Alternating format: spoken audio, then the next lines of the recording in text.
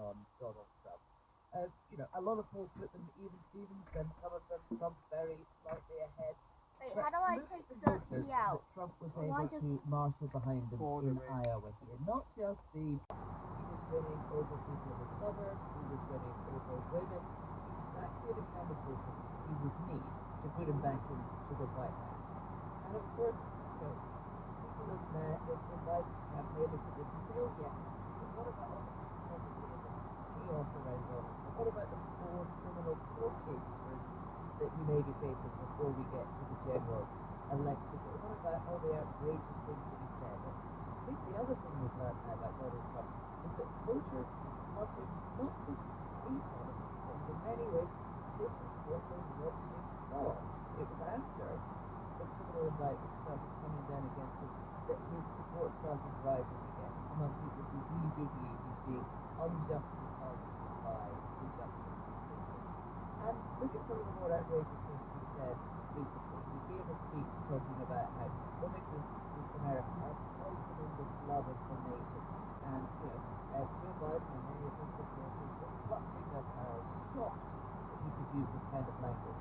But look at some recent polling. 80% of Republicans agree with that statement.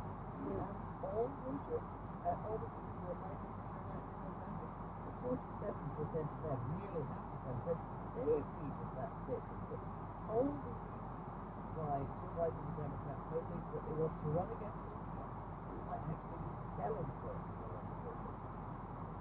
That brings us very quickly, thank you, sir, to Mike Murphy, who is a commentator now, but back in the day he organised some of the great Republican campaigns. He worked with John McCain, he worked with Arnold Schwarzenegger, and many more. When I talked to him an hour or so ago, I put it to him first that Trump has won the contest with his own. Well, actually not, but the big mark is that Donald Trump got the best night out of Iowa he could have wished for. He got an expectations needed to win over 50%. And he denied Nikki Haley buck from Iowa into New Hampshire. She's unfortunate. He does have a path to upset him, but it's looked better for him than it is when Ron DeSantis edging past her in the second. She's not out of the race, but her path is getting treacherously narrow, and it was hard enough to begin with. She has to beat him once. She has to beat him in New Hampshire, in which I think she may be able to do, but then beat him in South Carolina. So she can't get 2 knockouts in a row individually. And those contests, obviously New Hampshire coming up soon, and then South Carolina quite soon after that. So we are going to know in the next few weeks. Yeah, I think the morning after South Carolina, Trump will either have a complete lock on the nomination or there will be some get down. Trump can't take 3 losses if they can, but if she only wins New Hampshire, and then several weeks later, Trump's got time to counterattack and adjust. If she loses South Carolina, then it's just the one state lead and the state full of crossover voters and circles left. So she can do it the third time. What does it say about the party, about your party? Trump is the front runner. He's what they want. It's not the party I grew up with. The party is racist. It's served for many decades. A lot of us have been depressed about this. But the Republican activist corps, moving nominate and the nomination officers, they've evolved from where we used to be 15 years ago and beyond, where they're wanting 50 to win political power to conservative policy in place. Now they just want the war. It's the blood guts, the name calling, the culture wars, the entertainment factor becomes different. That's the evolution that a lot of us are stressed about. But it's the market. Trump today shows he's got more than enough business and he's got enough to buy. Is it not the only party? If Trump were to be which looks pretty clearly separate, Far more than likely than not. if he then loses the general election, he's going to be. Well, I think that we're going to have our version of long Russian or Chinese civil war, a lot of war zones fighting it out. They'll have people from emulating Trump, but they won't have Trump-based nationalists. You will have reformers coming in saying, I'm not losing, Racing will be at loss the popular vote, which is the market choice in 7 out of the last 8 elections. That's pretty bad. And there'll be an argument to shake it up and lose it. So there'll be more than dominant faction. It'll be quite a multifaceted civil war. Turn to the White House and what Joe Biden does now. There are significant voices on the Democratic Party saying that we ought to stand down, but other significant voices saying, don't be ridiculous, it's way too late. And anyway, he doesn't want to, and it is his decision. Yeah, the president is in the one party, together. So even if Biden wanted to get out now, it's technically difficult to do it based on the time and ready to get delegates. Now, if Biden were to have a health issue, God forbid, or would just to wake up and say, well, no, it's not here, there is a process heavily dependent on the Democratic National Committee to get the constitution. So it would be crazy. It would be fractions for Harris for Vice President 5. But, there are a lot of people who wish that Joe Biden would go to Congress to go back to his all he shows is a weak candidate. 한쪽 보고.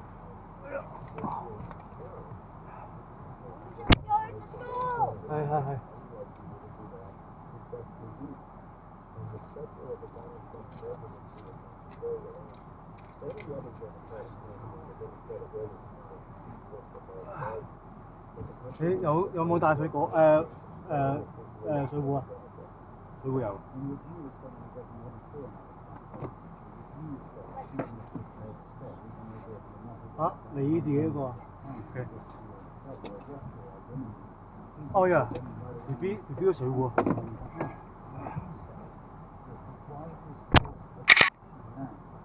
Trump is the candidate, is for them to panic as a foe, get rid of Joe Biden, or is that, in your opinion, too late?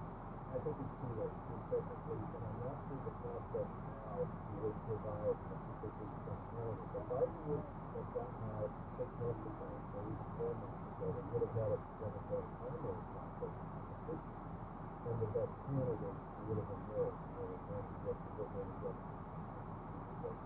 There are many contenders. Now I think they're beyond that point. So we got to fix Biden, which they have been often doing until now. So I know a lot of Democrats who are, literally sitting at the desk and they're having to find their whiskey and their ball.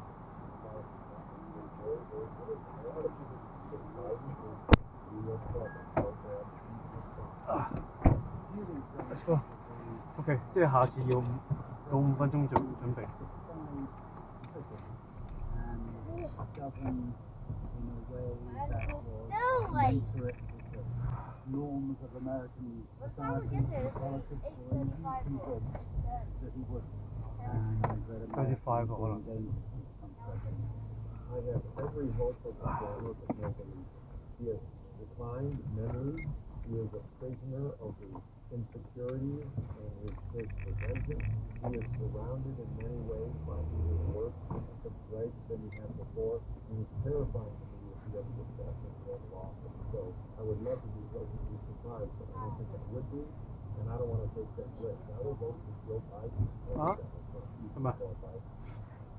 Should Trump be the Why? I'm still hoping for an upset in the insulate, but I think it's possible. I'm still hoping for the Haley could run the table in South Carolina, which I think will be itself, but not in. Clean walk. Very difficult to think. 接唔架車？ Who is now? 佢洗車冇咯。 Which brings me to 我有未洗。 understand the American election is serious. Now, sounds available so importantly is the legislature of America. 啊？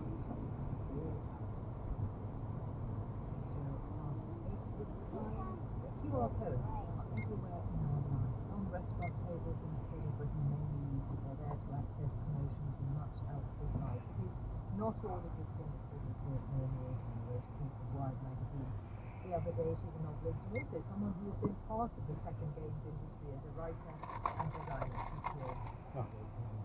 Nice to be here. What's the problem? 即係 BB 點啊嗰個？ I think we've all had that experience of walking into to a hairdresser or a restaurant or whatever and wanting to find out what the list of things that we can buy there is. And instead of being handed a paper menu, we get pointed towards a QR code, which you need a smartphone to access, often don't work. And when they do work, you're sort of squinting, trying to enlarge it. In my case, I'm now taking off my glasses and trying to look at my phone. There are a few different problems. What we're talking about here is a situation which we have quite a huge solution to a problem. And we've introduced a digital solution before and not during the pandemic. And actually, a lot of people can't access that. So if you're a child, how do you give your child a menu that the parent can use them? If you're somebody who doesn't have a smartphone and you can't afford one, you don't want one, maybe you're an elderly person who is a little bit over all these technological developments. What we're talking about here is digital access and that idea of things being over-digitized. I am a fan of technology in many ways, but we need to think about socially how we roll that out and when we cut off links that used to exist.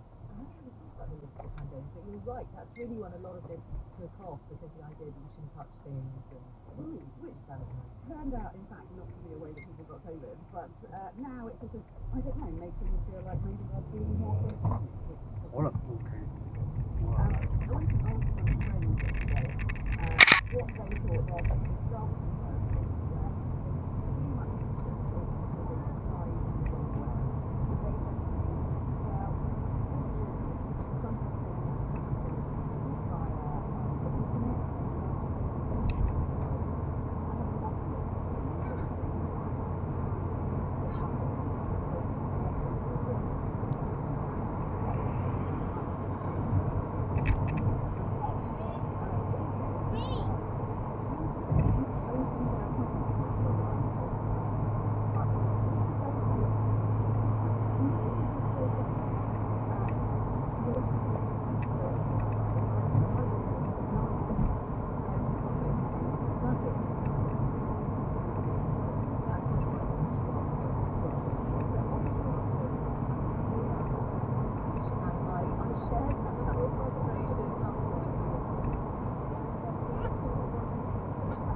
咁樣細 B B 做咩咁咯？嚇？What happened to 細 B B? What happened to 細 B B? He just what? 我聽唔到你講咩啊？Okay, right.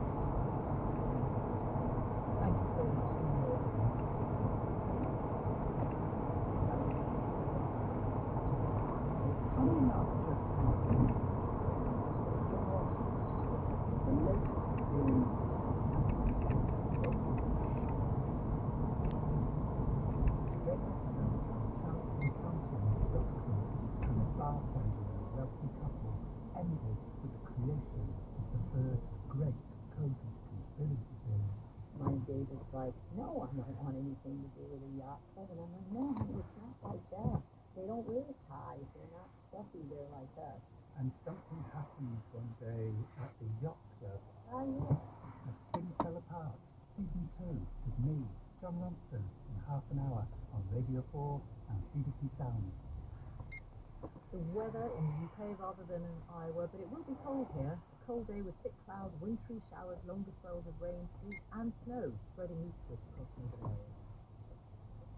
It is 28 minutes past 8. We haven't forgotten the sport. We're going to come to it in a moment. But first, let us have a summary from this week on Sunday.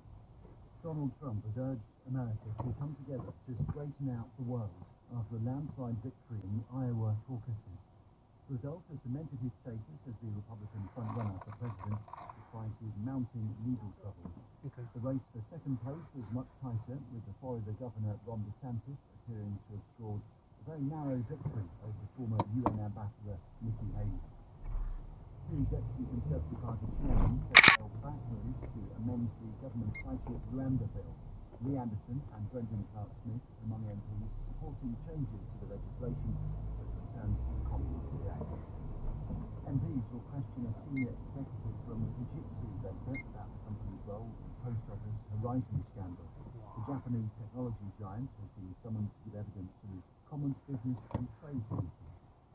The latest figures from the Office for National Statistics show that the annual rise in average earnings, excluding bonuses, slowed to 6.6% in the 3 months to November, slightly above inflation. Over the same period, the rate of unemployment remained unchanged at 4.2%. Tom, thank you very much. We will come back to sport and coffee in just a moment, but first let us turn to journalism. In the Middle East, the Committee to Protect Journalists says that at least 82 journalists and other media workers have now been killed in more than 3 months of the Israel-Gaza war. 75 Palestinians, 4 Israelis and 3 Lebanese citizens.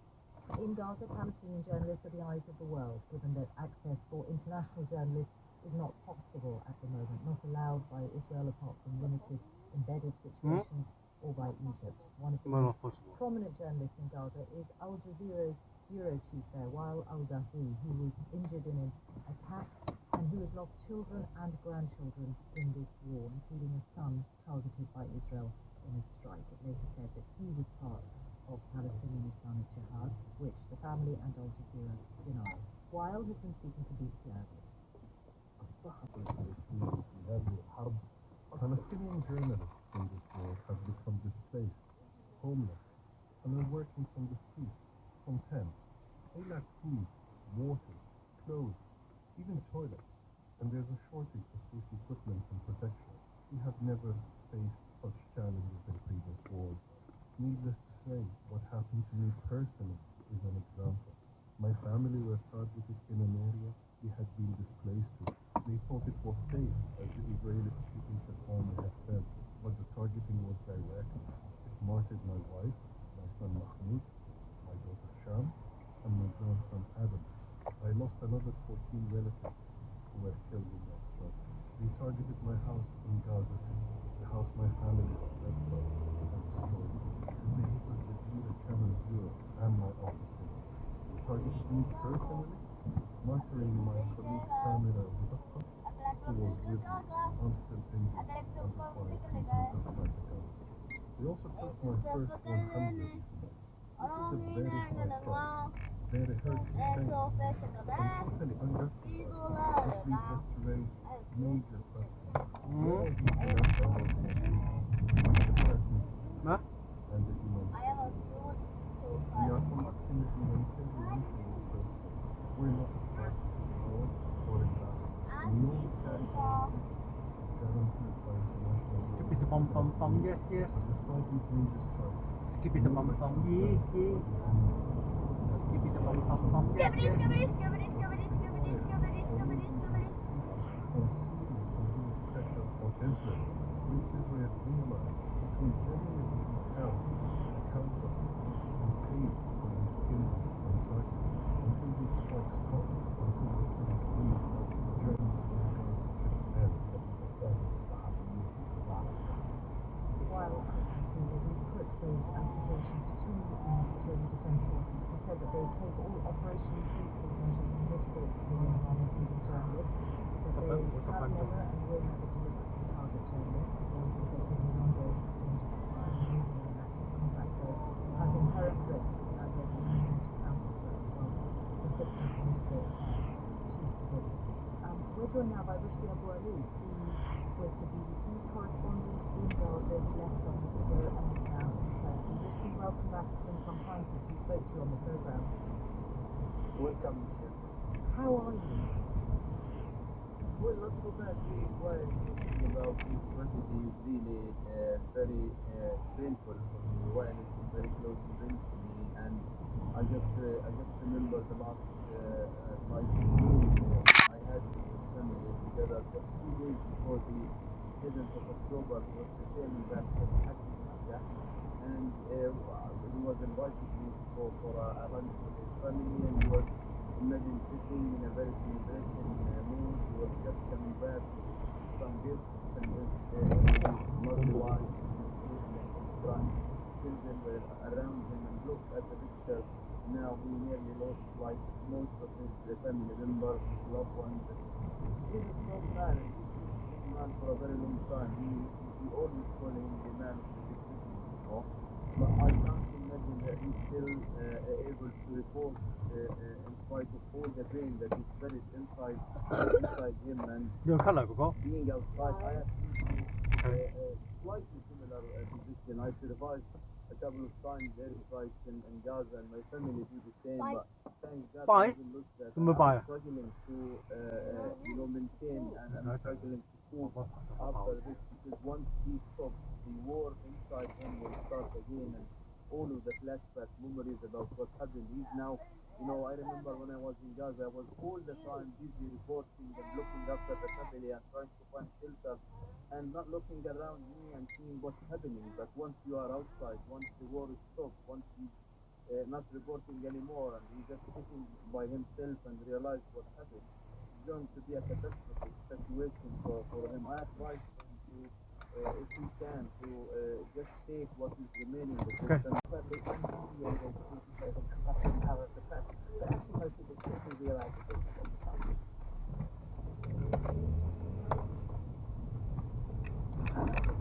14 minutes to 9. It is cold, and not just here in Iowa, it is cold where you are too. Professor Liz Bentley is on the line, Chief Executive of the Royal Meteorological Society. Good morning to you. As cold as it's been this winter? Yeah, the coldest spell of the winter so far this week. Temperatures overnight dropping way below zero, half soft right across the UK, and temperatures even in the day not getting much above freezing. I'm feeling a lot colder than that. There's a significant wind chill at the moment, so 2 inches sub zero temperatures, and ice warnings in place pretty much widespread across the UK at the moment. Yeah, wind chill is a big deal, isn't it? So I can see the past few days in Iowa where it's -10, but with wind chill, up to just over 9 miles. So it's -31, feels like -31. It can make a real difference, can't it? It's a biting wind. You don't feel, and it's definitely one to wrap at warm here in the UK as well as the north. And are we going to get significant snow? When I say we, I'm using my UK we rather than my Iowa we. Yeah, so at the moment, most of the snow is being supplied to the north of the UK in the form of snow showers. So yesterday, Aberdeen, for example, took 16 centimetres of snow accumulating, one after another shower hitting that part of Scotland. Today, we're looking at the weather system moving across the northern part of England. All the people snowfall in Liverpool and Manchester, for example, in Manchester, and that'll move into the tropic tonight. So I expect to see some significant shifts. I think the case of the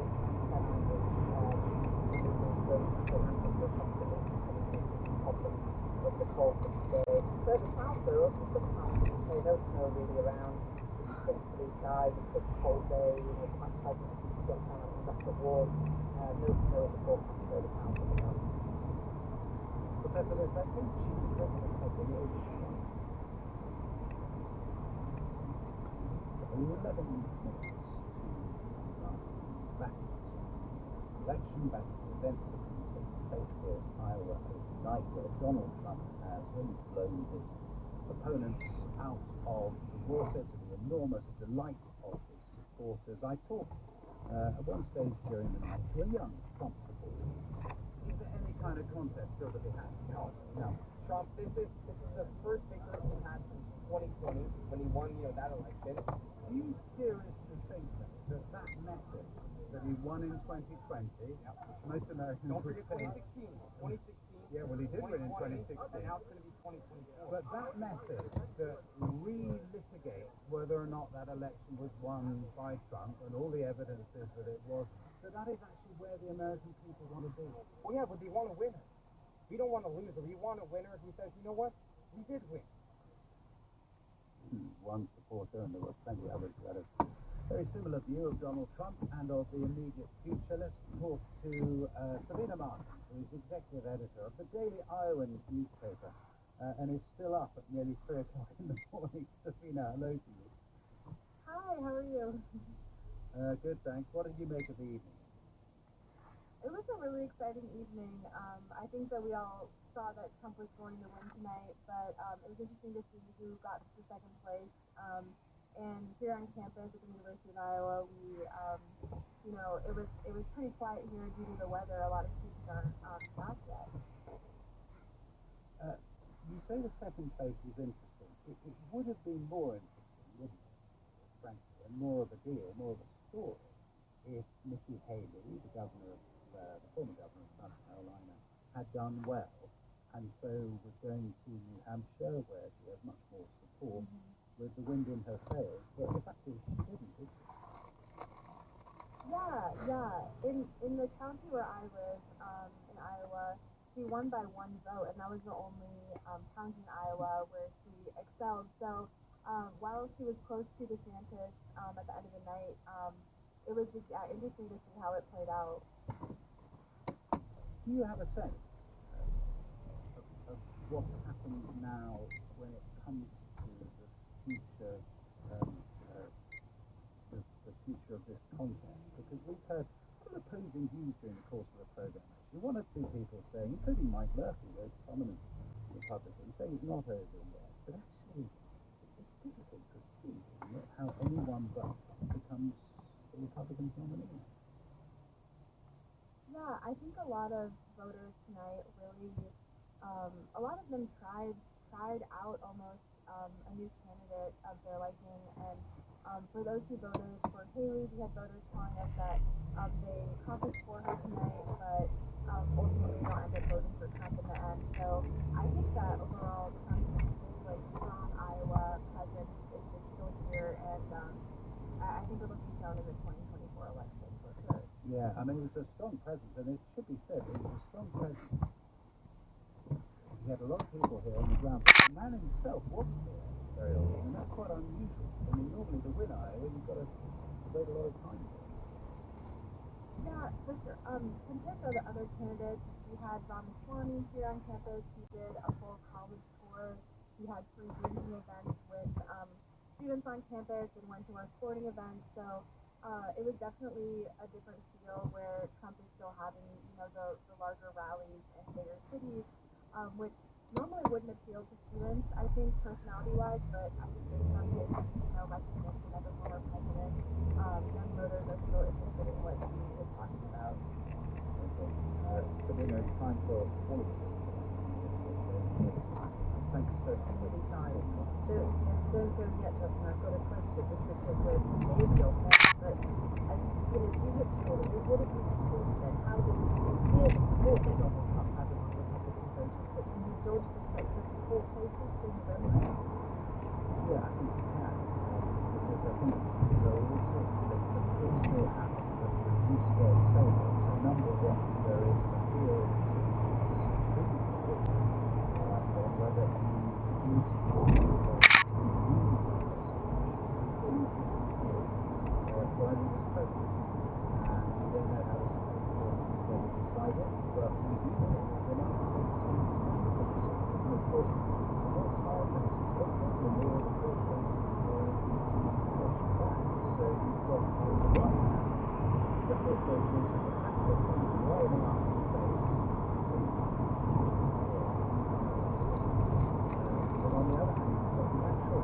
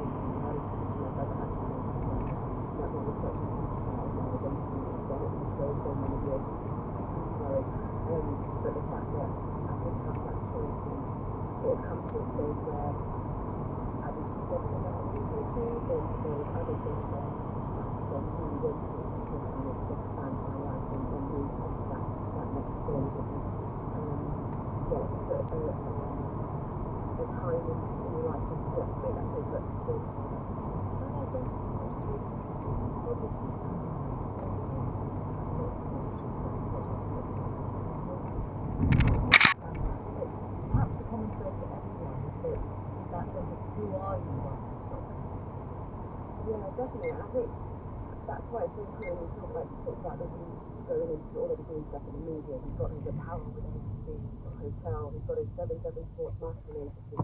So through those times, he's kind of developed a bigger identity, but it's not just sport. And I think that's so much what lots of sports athletes struggle with when that time comes where the age sets in and the body's not necessarily doing what you want it to do or what your mind thinks it should be doing. Heather, I wonder also, including filling the time, I mean, you, dare I say, you went from one sort of regimented type of life as a sports person, back into the military. And does that get over what many people have about how this sport must govern every aspect of life, including what you eat? You probably have less of that. But beyond that, are you better placed than most, I mean, being in the army after sport? As many experience I have, so I could say yes, but I think it kind of has sense of purpose, the reason to get up every day, and I know that lots of people talk about it, they really struggle about what do I do, what's my reason to get out of bed, whereas I didn't really have that choice. I've got a reason, I've got to be at work, I'll get in trouble if I'm not on parade at a certain time, and I've got soldiers to look after, so I suppose just having all those things that fill that void of sport, which was my life before, it was really useful. I suppose, yeah, it would say maybe better place than many. And about what I was doing as well, which like reminded me about how lucky I was as an athlete. So if ever I thought I'd had enough, but the realities of the real world and work and working with other people hit me pretty hard. Thank you both so much. It's a big moment in any sports person's life. Heather Stanning, Pamela Tippett. That's it. Editor here in Iowa, Rushini, speaking from Michelle Anthony. Good morning.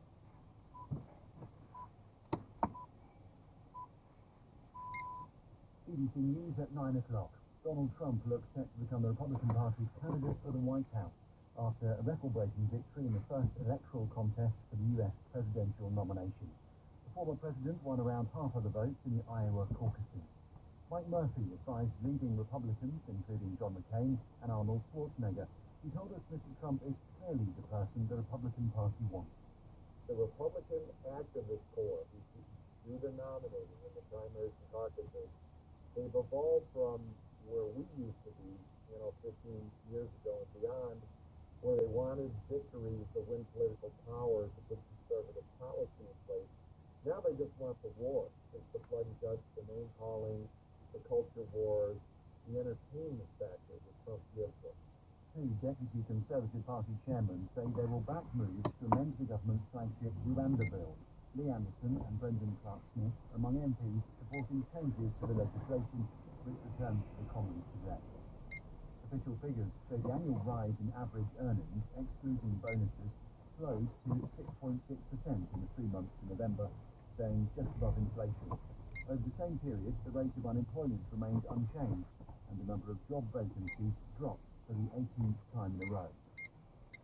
Analysis of new parliamentary seat boundaries suggests that the Labour Party will need to achieve a record swing at the next general election to win a majority in the House of Commons. On the redrawn electoral map, Wales and Scotland will have fewer seats, while some parts of England will have more. The final season of Succession, the drama series about a powerful media family, had a great night at the US Emmy Awards, taking home 6 prizes, including Best Drama. The Bear, which is set in a sandwich shop, also won 6 awards in the comedy section, and there are 5 honours for the comedy drama BBC News. 2 news to put on your radar for later this morning here on Radio 4. We're all familiar with predictions of a utopian future full of floating cities and flying cars. But why haven't those visions become the future we are living in today, and is there something in them that's worth returning to and can learn from? The failure of the future begins at 11:30. Before that, at 11 o'clock, Wild Inside is back, exploring the anatomy of some of the world's most exceptional creatures to discover the secrets to their success. Today, it's the red kangaroo. That's all ahead, but now on Radio 4, we're continuing with John Ronson's award-winning series, Things Fell Apart, in which John explores the culture wars that dominate society.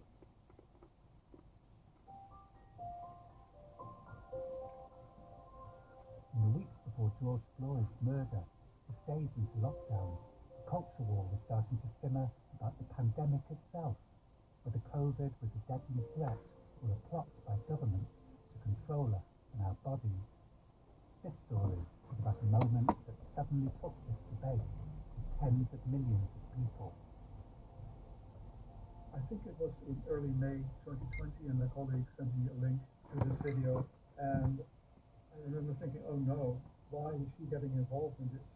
You have to assume that some people died as a result of it. The story begins with a chance encounter between a bartender and a customer at a yacht club in Ventura, California in 2006. The bartender's name was Judy Mikovits. She'd worked for over 20 years as a staff scientist at the National Cancer Institute in Maryland, where she earned a PhD in biochemistry and molecular biology. Although Judy wasn't widely known in the scientific community, she had authored 40 papers. But when she met her husband-to-be, David, she gave it all up and moved to California. So you moved to love. Yes, so I moved to love. My David was a big teddy bear. He just lived pure love. You couldn't make that man unhappy. So one thing that you did was you started spending quite a lot of time at a local yacht club. Pierpont Bay Yacht Club, and yeah, we joined the yacht club time, David's like, no, I don't want anything to do with a yacht club. And I'm like, no, honey, it's not like that. They don't wear ties. They're not stuffy. They're like us. So we were just the friendliest little sailing club. Since it's a volunteer yacht club, everybody volunteered to do something. I'm a chemist, so obviously I can make a drink. Given Judy's background and expertise in science, while she tended bars, she chatted to the customers about viruses and lots, and given her credentials, people listened. Oh yes, I absolutely talked about not just viruses, but curing cancer, curing AIDS. Yeah, everybody knew who I was. And something happened one day at the yacht club. You were making drinks, and a couple of people came in, and this chance encounter, just this chance conversation, really changed your life. Ah, yes. At the yacht club, Judy had got chatting to an accountant with a very rich woman with a very sick daughter. The woman was friends with another very wealthy couple who also had a very sick daughter. They had a similar age daughter who was bedridden, very, very ill. Simply two very wealthy women with a passion to heal their children. The wealthy couple were called Annette and Harvey Whittemore. Harvey was a lawyer for Nevada's gaming industry, and their daughter was sick with chronic fatigue syndrome, or CFS. They were feeling fobbed off by the medical establishment, who were labelling the condition yuppie flu. But Annette Whittemore was convinced that what her daughter had was an infection. Judy had never heard of chronic fatigue syndrome, but she had a passion for science and 20 years experience at the National Cancer Institute, where she'd worked on treatments for HIV, and so she agreed to meet the Whittemores. She flew to Reno, and they became friends. In those early days when you first met the Whittemores, what were they like as people, and what was their lifestyle like? They were very, very kind Christians, but lavish spending like we'd never seen. It was embarrassing at times. All I knew is that their child was sick, and it didn't matter how much money you had. They would have given it all to get their child well. One day in 2006, Judy was at a golf course that the Whittemores owned when Annette turned to her husband. And she basically said, Harvey, you can't let her leave. You know, find a way to keep her here. So Harvey said, well, what do you want? Which is how Judy went from being a volunteer bartender to the research director of a new medical institute, very well funded by the Whittemores and tasked with finding a cure for chronic fatigue syndrome. Back in 2006, I was a college student and looking for work for the summer. I found a job listing on Craigslist. This is Byron Shue. The job listing was for an intern position working under Judy at Nevada's brand new Whittemore Peterson Institute. She was trying to find a research direction with chronic fatigue syndrome. We didn't have a clear idea of what was causing the disease, and a lot of the time it just spent brainstorming, just bouncing off ideas. It wasn't very structured. Still, Byron liked Judy and her husband David, and he has good memories of them all sitting around a fireplace at the Whittemores' lavish home in banks of Lake Tahoe. I remember that David talked about Judy very fondly. David said that Judy is a great mentor. She seemed to be very knowledgeable, very affable and talkative.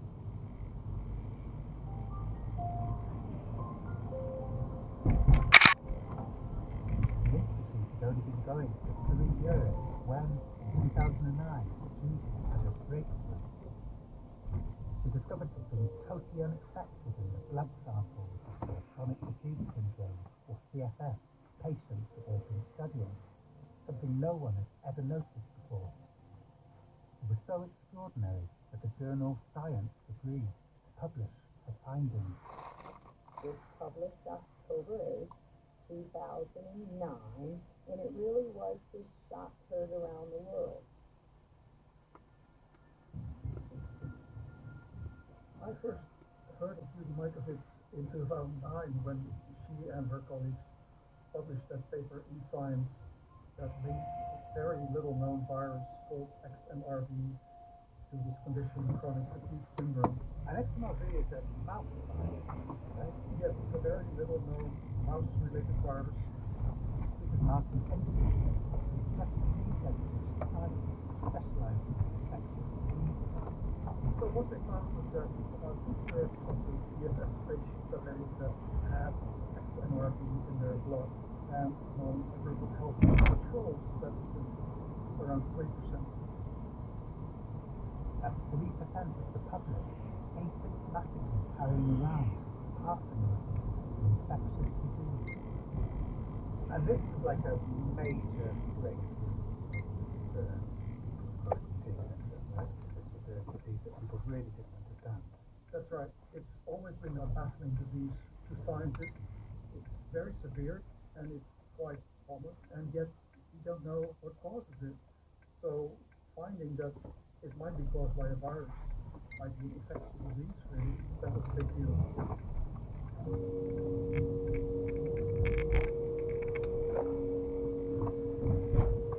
Party that introduced me was saving his daughter's life. You know, we were just heroes in the end. So how big a deal do you think that a paper published in Science? Getting published science can feel like hitting the jackpot. It's a big deal. Welcome to Nevada Newsmakers. On the program today, a life-changing discovery from the Whittemore Peterson Institute. You will be astounded. On the program today, Annette Whittemore and Judy Mikovits. I saw an interview that you did around the same time that the Science paper was published. It was you and Annette, and the two of you looked so excited. Your eyes were shining. Well, of course, it's what you worked since you were 10 years old. On Nevada Newsmakers, we are thrilled to welcome to the program Annette Whittemore. She's the president and founder of the Whittemore Peterson Institute. I can't think of a more exciting program I've done because what we're about to talk about is world-shattering news. I was absolutely thrilled. This is exactly what we started out to do.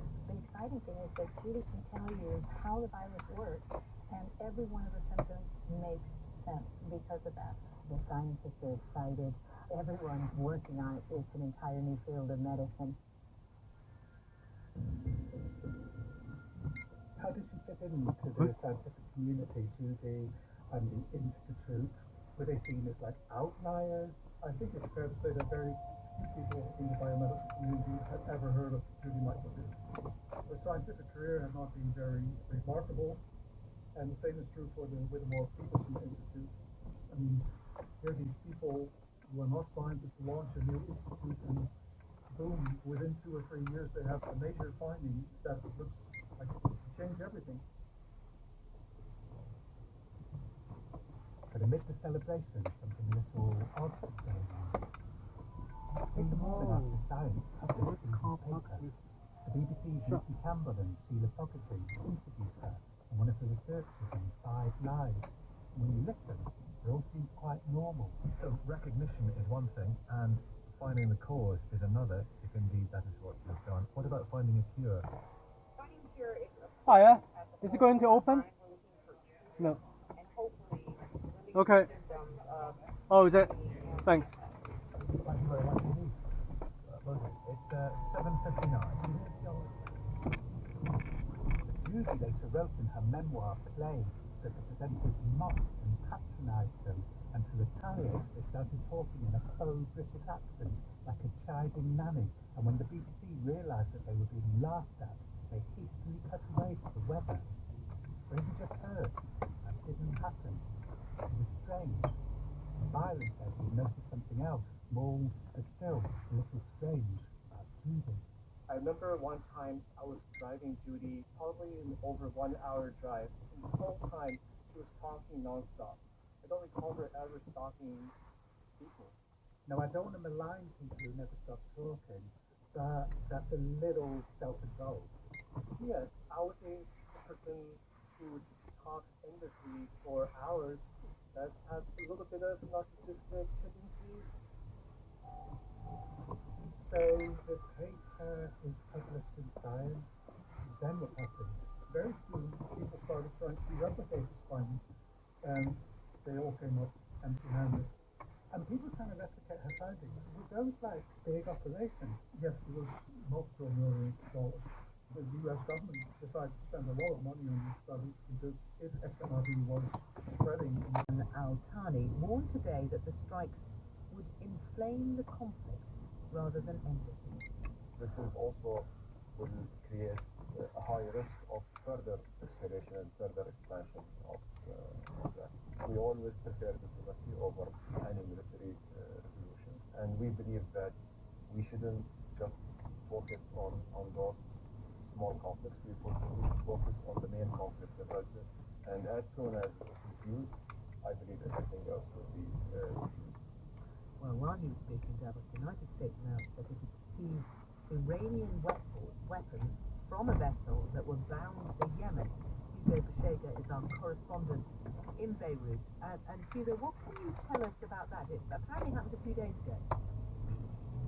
Yeah, it happened on Thursday, Sarah, and the US military saying that this is the first time that Iranian weapons that were being sent to the Houthis in Yemen have been seized since these attacks on ships in the Red Sea started back in November. And they say that the weapons that were seized included parts for Iranian-made ballistic missiles, cruise missiles, and they also say that the first indications are that. Fair enough. Well, thank you very much for showing us the hot dogs, and long may they continue. Oh, Shaka, they love doing it. You can hear them. They really do enjoy it. The straw haven't gone round yet. After you've gone, I shall have to put them round or there'll be trouble.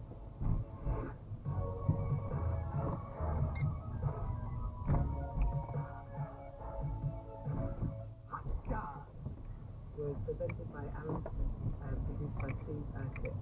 Speaking with Audrey Heaton.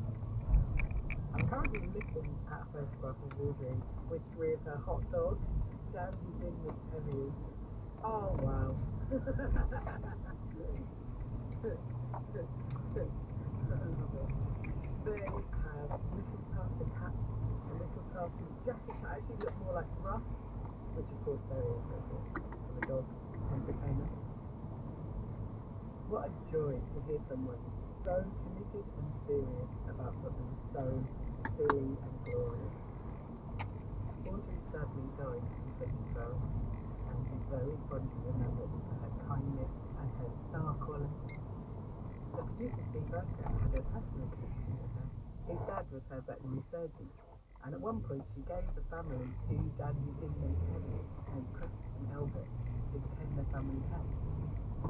They themselves were more reluctant to accept saved them from the home and settled down. And honestly, dogs after my own heart. They passed away a long time ago. However, to this day, Steve still has their tiny tartan hats and rugs. And I love the thought that there is a whole costume wardrobe sat there waiting for the right dogs, for the right hot dogs. Once again.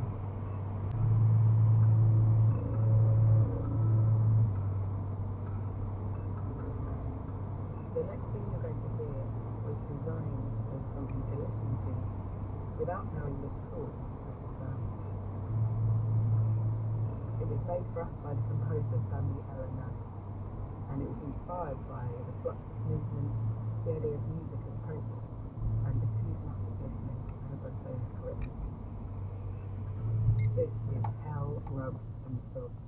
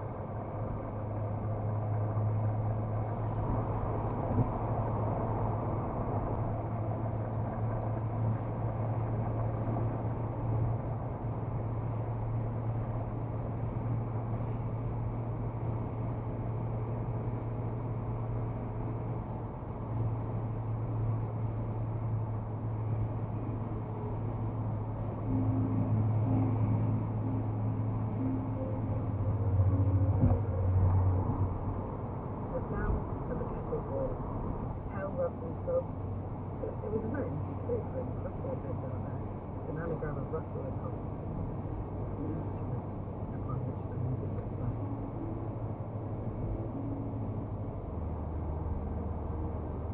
To strip away the context of the sound is to give it a much higher status than we usually do. I want to spend the rest of the day just listening to everyday objects that I'd normally write off as unpleasant or unnecessary noise.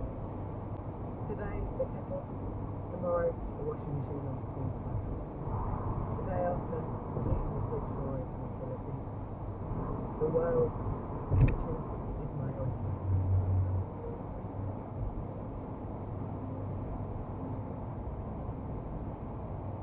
What you're about to hear exists because of the instruction manual written in 1985 by Lou Sullivan. Sometimes finding the right guidance can be life-changing. This is How to Look 30 When You're 30, expressed by DJ producer Jesse Wilson.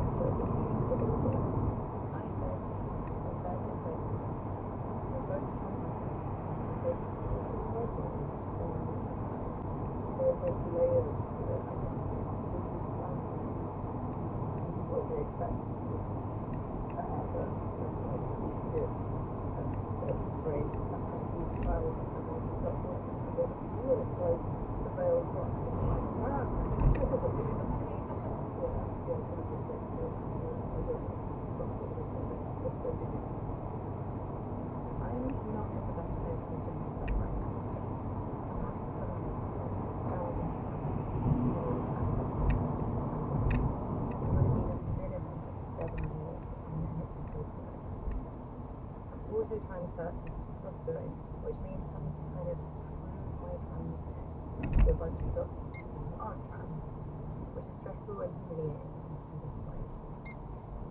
I feel so close to getting what I want, which I think will probably lose resilience. I'm really tired, and my dysphoria is out of control. So, I'm following all the instructions in this pamphlet. Step 1. Fizz. Take a razor to the peach bones on your cheeks and chin, and then do not have that soft down on their faces, only women do. Okay. They look like you've got a really close shave.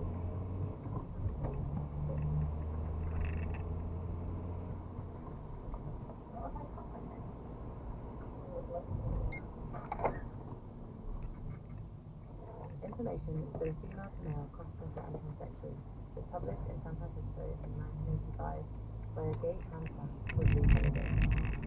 I'm looking at a picture of him now from when I think was about my age. He's got brown curtains that aren't that dissimilar to how mine is. He's wearing a leather jacket and has He's got his chin slightly put up and he's looking down his nose and looking quite a cool guy to act, I would say. He was always volunteering for organizations that provided information to trans people. This is Susan Striker. Historian, filmmaker working transgender and queer historical issues. Lou Sullivan was born in Milwaukee, Wisconsin in 1951. For a lot of his life, he was the only gay trans person. You think now about what's so readily available internet and social media, it's kind of mind-boggling how little there was a generation ago. Lou Sullivan kept a meticulous diary from age 10, right up to a few days before his death. He writes that he wants the diary itself to be published, so other trans people can read it, and not have to go through what he went through alone. Susan Bruce Ashley Sullivan's papers after he died at the GLBT Historical Society in Oxford. I was very early on in my public transition, and I would call him my posthumous transition buddy. He was dealing with coming out as a gay trans man, and I was dealing with being a lesbian trans woman. I feel like in some ways it inspired my own path as a trans person. Like, let's go and do what I can do too. Step 2. Children. But at the age of a couple of small men who are very young, and people are still tempted to address them as hey kids. To overcome this, they should only raise the boy and higher. The best coats are heavy and luxurious, such as camel hair.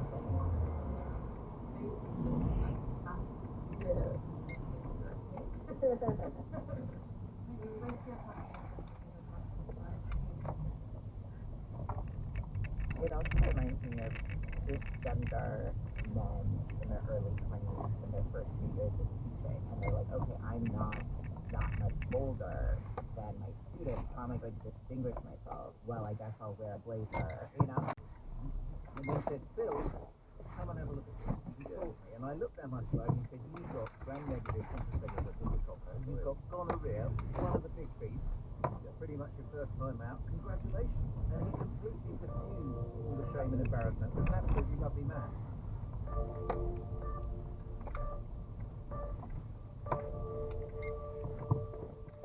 You're listening to Dr. from BBC Radio 4. I'm Dr. Phil Hammond.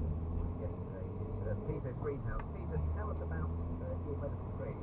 The highs and lows, did you enjoy it or did you hate it? Oh, that was thoroughly good. I mean, Cambridge was such good fun. I didn't do an awful lot of medicine, but I really sit in the back and center of lectures. I often say that I got into comedy in Cambridge and did a bit of medicine on the side. Who was there with you? Well, all sorts of people. The person I owe most of Andy Hamilton, who's still going strong, of course. And Guy Jenkins. Guy Jenkins, that's right, and Paul Matthew Archer. He's a great comedy nowadays, but in those days, they were in Whewell's Cambridge University Academic Society, and about 50% was in that. The ladies were just doing fun. In those days, it was okay to get a third. These days, you get kicked out. Did you get a third? Of course, I was actually, I remember the guys got Three thirds? Hang on, I must have been the only person in Cambridge to get 3 straight thirds and the first. For what? For a final ending dissertation, which I knocked out in the weekend on Hercules. You say now, you discovered about 5 years ago you had ADHD. Well, apparently this is an ADHD trait with hyperfocus. I hope hyperfocus over a long back holiday weekend drove me dissertation and not advised. My supervisor at the time said, well, that just shows that you're not sick, you're just lazy. And it wasn't about ADHD, but you did spend a lot of time doing comedy. Oh, well, trying to do comedy, and the other guys properly, I was just there to ride, but I thought so you had your own experiences as a patient in sexual health clinics.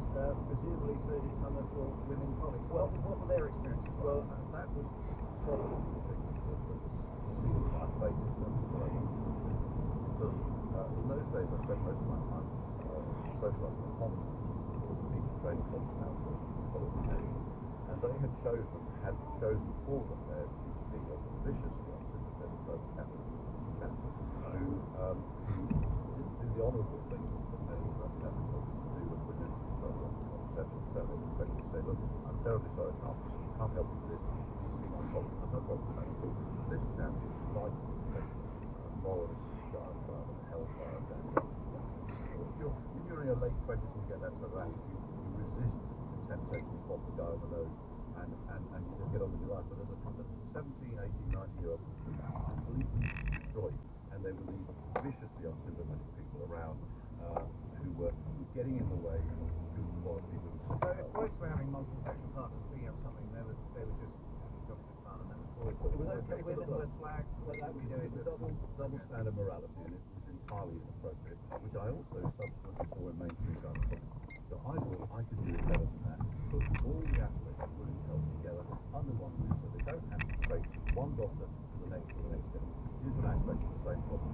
to do that, you're quite unusually training in both gynecology and venereology. Most days you can do more or less lots of things. I think this actually slightly accidental in the sense that I've got exams, I've got 2 more exams, I've got 3 lectures. Because of having to spend time doing it. So I did those first 2 exams. Then college Southampton,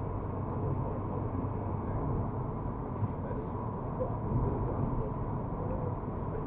So from that came this idea of having a one-stop sexual health clinic. I was wondering when you started that at Ipswich, so a one-stop sexual health clinic and contraception, equally where you do medical treatments, where it is,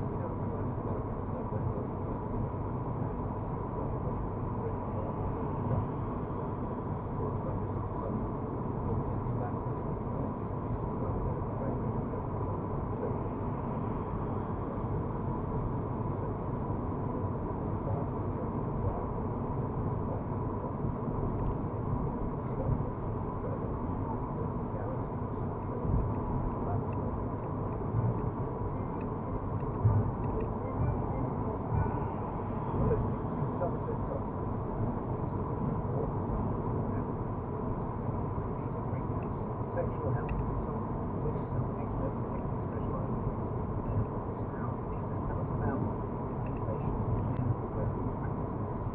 There are many patients like this who stand out above all else. He's Kenya,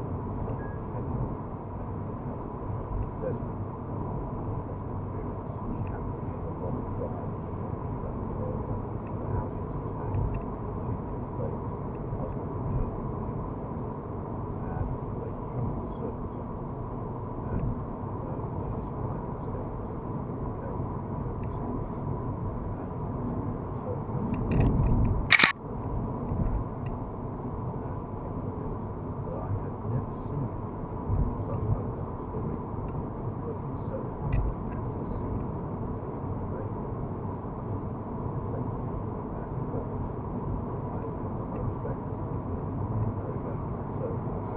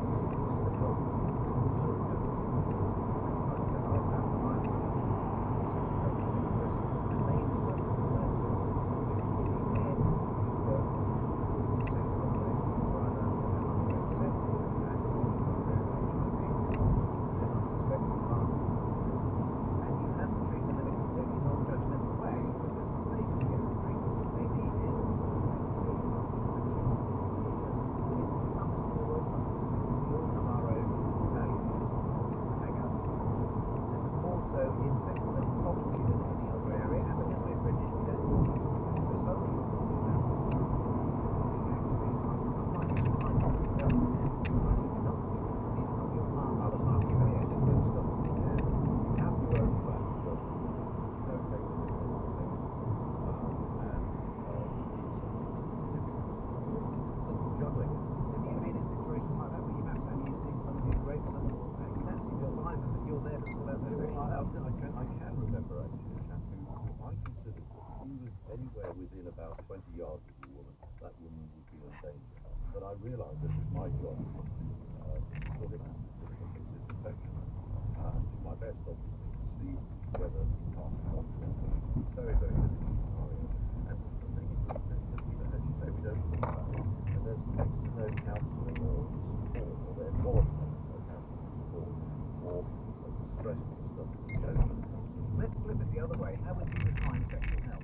So to say somebody is sexually healthy, what does that mean? Because it's so individual. How would you define it? I wrote a definition of this, and I said it's enjoyment of sexual activity of one's choice without causing or suffering physical or mental harm. So that's a bit of job stewardship, their rights and responsibilities, pre-marital caring, all mixed people. And it was just one simple sentence.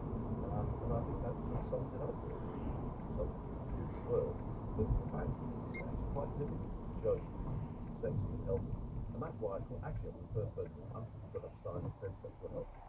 For people who want to have sex and stay healthy, rather than the sign that said genital urinary medicine, which I actually took down and broke, put in a photograph. Remember all stories in the old days, people turning after the gum clinic with bleeding gums, because they thought the gum clinic wasn't going to do urinary medicine, it's because they had ill-fit intentions.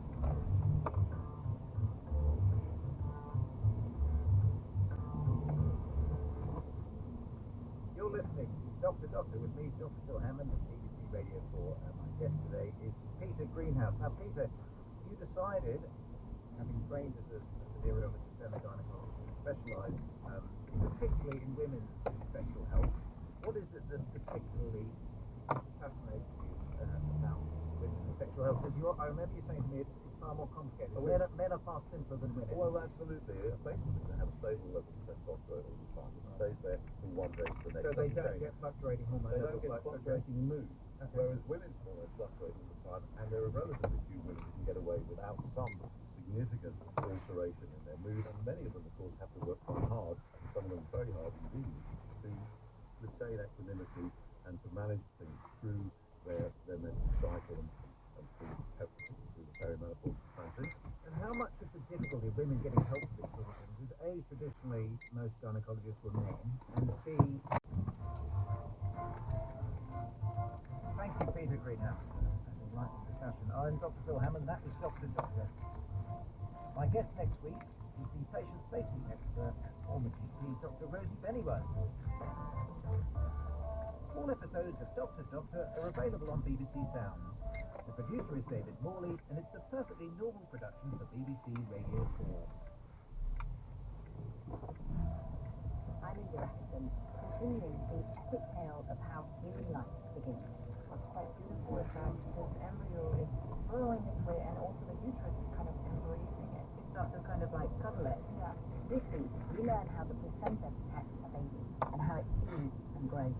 In the placenta, these invasive cells, yes, it does transform the environment so that we can access our blood supply, but it's done in a non-destructive way. And we ask if only focusing on the pregnant body to keep a fetus safe means we're missing something important. Child continues on Radio 4 and BBC Sound, Friday afternoons at 2:45.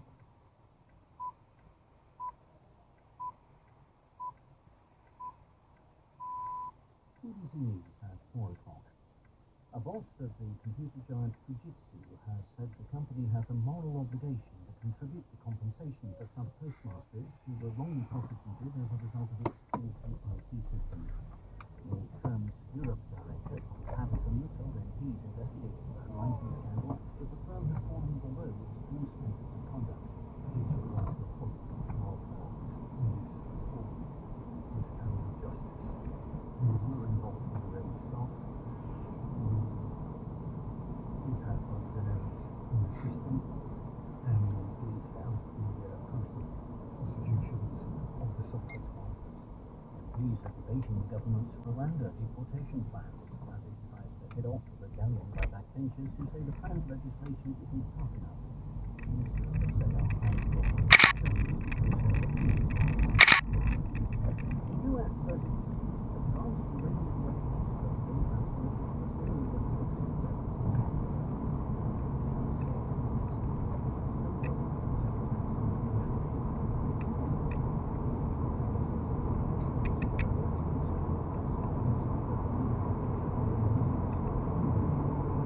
The Belgian airline Ryanair has announced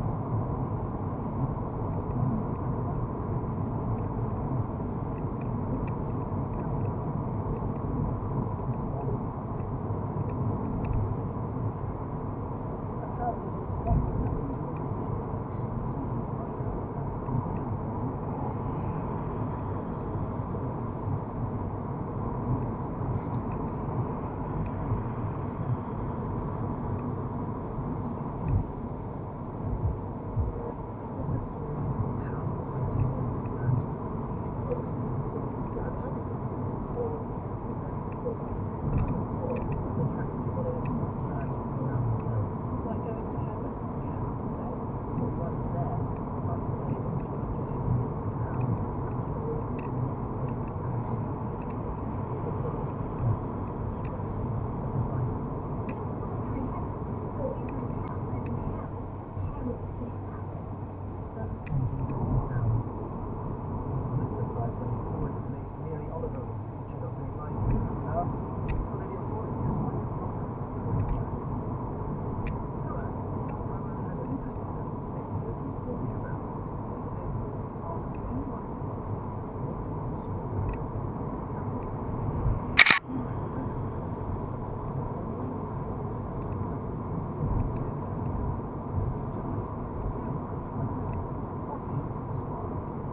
Sure enough, as they started to explain, it goes round and round, and eventually it's like an answer back all over. But then I had a question again, which went to choose.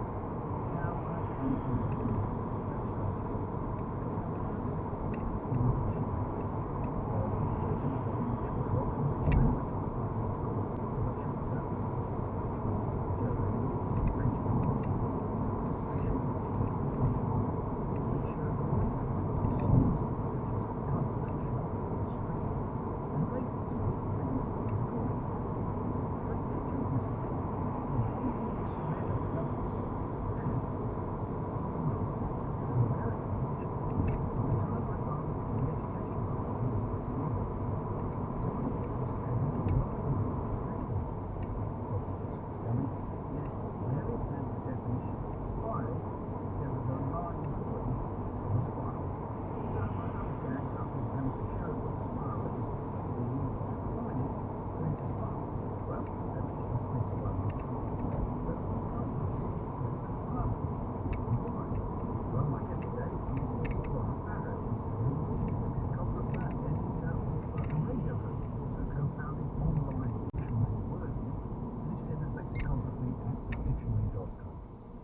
joins me from San Diego.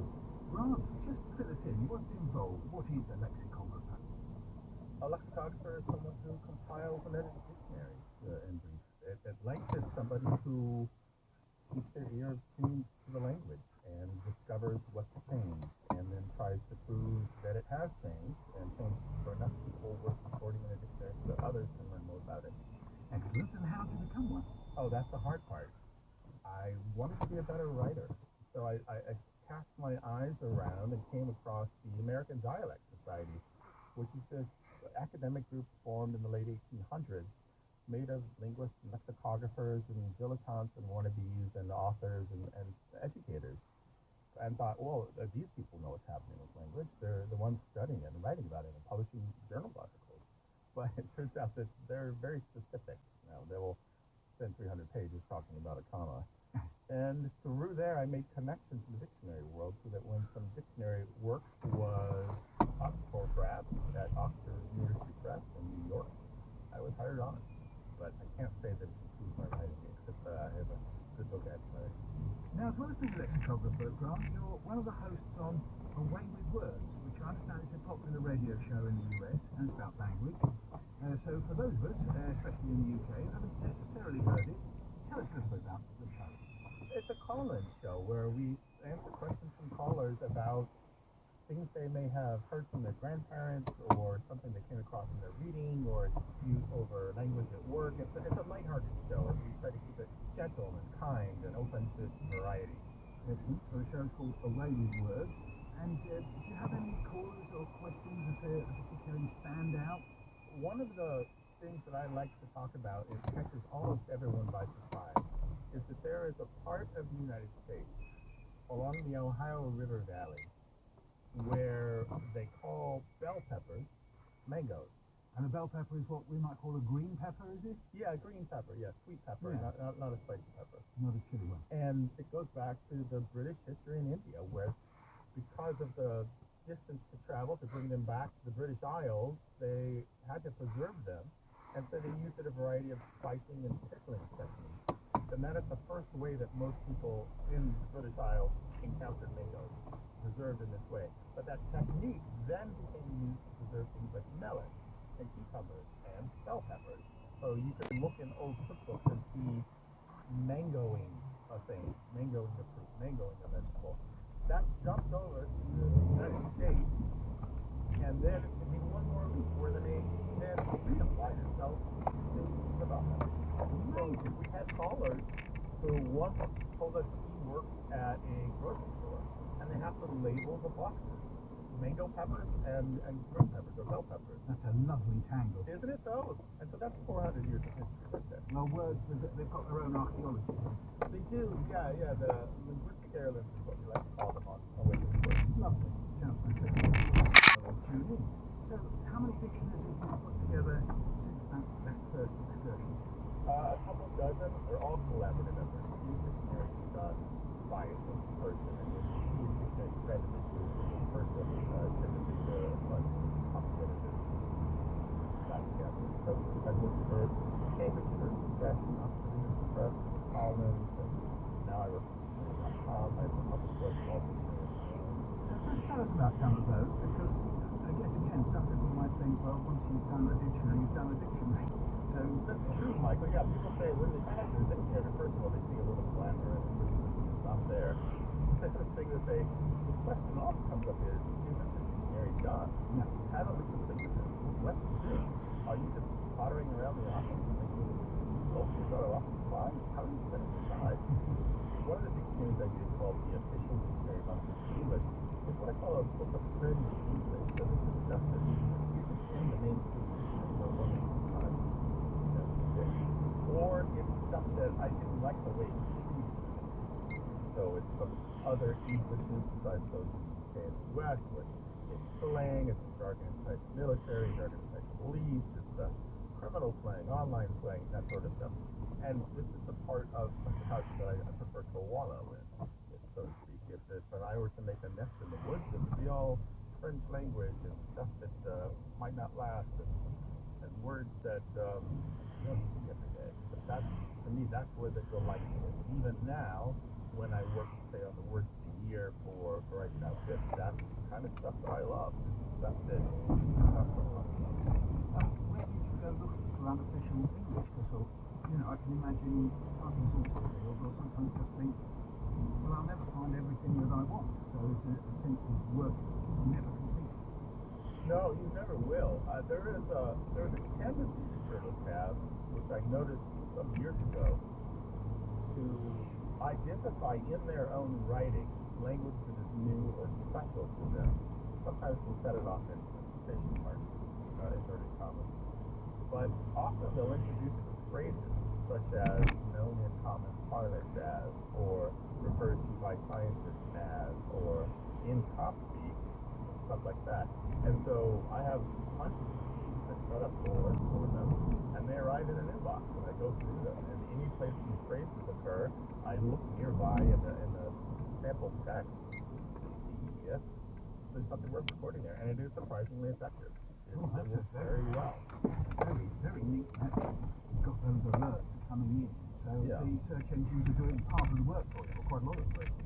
Yeah. It's a companion to what the traditional method is, as you may know, with Oxford English Dictionary and other places that have citations, where they have readers who literally do work front to back, where they read the entire run of a publication, and they record citations to things that they find that perhaps need some reinforcement or new. But that's what you do if you have funding, resources, legacy. I don't have those things. So for the Official Dictionary of Unofficial English, it was based on my old website, Double Plug Dictionary, and I had some volunteers helping me.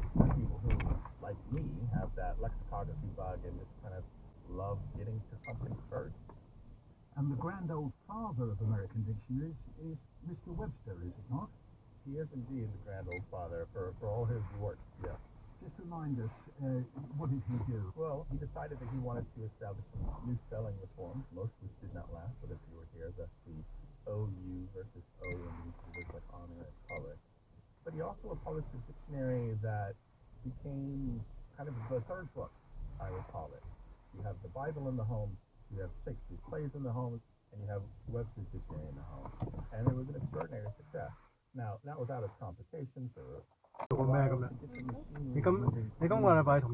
So your technique and your structure and everything might change a little bit. So start in the middle, and then once you get it all figured out, work your way to Z and then go back to A. Because your users typically when they're assessing your dictionary for quality will often start at A, at least for Scarlett. And then there's this issue of a corpus. Is she okay? Now, remind us what a corpus is, and do you use them? A corpus Is she a normal person? body of text where each word Is she a normal text is person? marked for its part of speech. And then using these analytical tools, Normal person we like can you. determine relationships between words. Yes, we do. Every dictionary maker that I've ever worked for and that I know about in the English speaking world uses Corporate. That they're incredible tools. Right. And I could have a corpus if I wanted to do the language that basketball commentators use. Could I do that? Could I, as it were, ring-fence basketball commentary and find out the language they use? Certainly, yeah. If you can find the source text and get permission to use them, that's often the hard part. Yes, there are corpora of reporters, the text from the spoken part of TV. There is a corpora of movie scripts. There is corpora of just about anything. Conversations recorded on toll-free lines, so that's a little more natural text. Well, this is very interesting because this is, I guess we'll give it a label, this is sociolinguistics. That's right, yeah, that's the part of linguistics that I prefer to operate in, because this is where, as they say, the rubber meets the road. We look at the behavior of people as social animals and their use of language as social animals. I can imagine the anxiety of the lexicographer is going to sleep with concerns about misdefining things.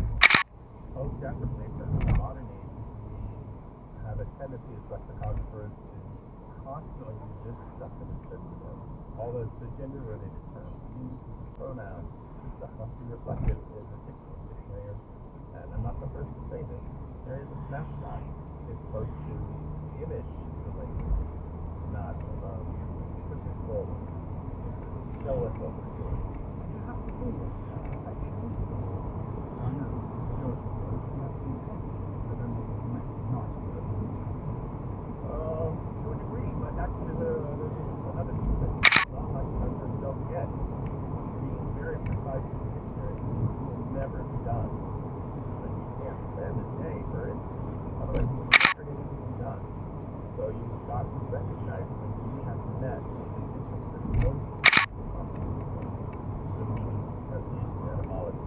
Have you got an entry there? It would be just nice to hear one. And Let me see if I can find one here. So you mentioned Golan and you mentioned Scotland and the north of England, and I think this is a good one for that. Kenspeckle. K-E-N-S. There you go. And this means conspicuous, easy seen or recognized. So how did you come across Kenspeckle? So dictionary.com is based on the Random House Unabridged Dictionary, which is based on the New Center Dictionary, which is based on the Century Dictionary, which is based on Ogilvy's Imperial Dictionary. It's probably a long history of Kenspeckle appearing first in one of those dictionaries, and this again is part of the tradition of dictionaries, which have been drawn out with purchase and license and so forth. And when we get to the word like Kenspeckle, people are going to read it. We're reading Scots literature, and so this is this. We can see the etymology that Scandinavian languages. There's a word Norwegian, which is pretty recognizing, and it roughly translated as real clever. And it's kind of explained there, which is something that's a little more famous.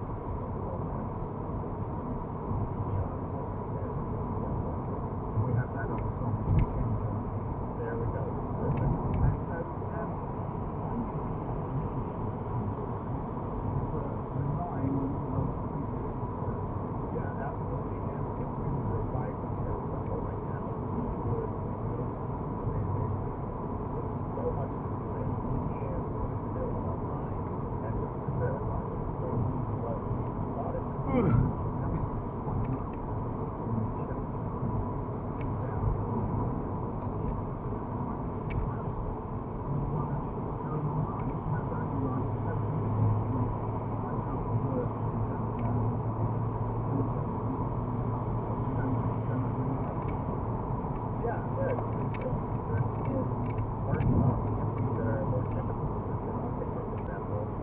Go to Oxford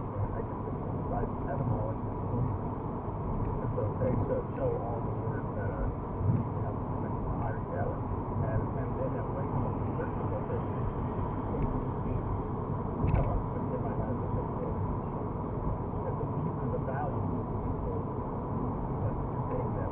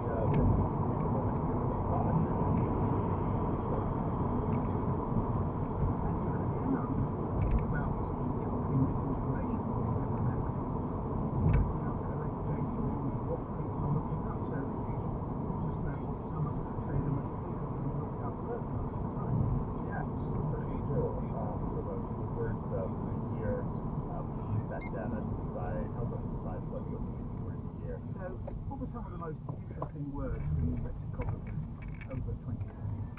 Well, obviously all of the artificial intelligence language has to be stuff. You can see this in all of the different publishing outfits and the word years that they announce. Not just in English, I noticed it in Russian and German and other languages. So artificial intelligence as a term isn't new, but the way that it left the fields of the experts and became kind of a mainstream word in everyday life, this is what really pushed it to the fore. So we had words like hallucinate, which was the dictionary.com word, which is about the problems of artificial intelligence, where this so-called AI presents you something, an image or text, based upon some problem, and it purports to be so, and it isn't. So don't count that. That's not a book that ever existed. Okay, now, Riz. Riz was one of our top lookups for 2023, and I think it's the same for Merriam-Webster and other online dictionary makers. Riz is short for charisma, and it's your ability to move a gender that you prefer to be romantic with, your charm, your natural savoir-faire, your cool, so to speak. Just kind of this essential element in you that makes you attractive to whatever gender it is that it's and there's an interesting linguistic trait in Riz, which is that it is clipped from charisma, both in the front and the back. And this kind of word creation in English is rare. The only example I can think of off the top of my head is fridge for refrigerator, where the first part of the word and the last part of the word was something in the middle of it. Well, I'm sure listeners will be racking their brains at this very moment to outscore you on that one. I love it. Yeah. And we've just done 2023 here. Do you ever play the game of looking at any given year from the past? What words were new in such and such a year? Is that something that you do? Yeah, I get queries quite often from authors who are writing historical fiction, and they're curious about how to find the language that is appropriate for their characters. And there are two different tools. One is Merriam-Webster has a fun feature called Time Straddler. And the Oxford English Dictionary lets you search by date of 阿爸今日冇 and 爺爺 so 今日冇話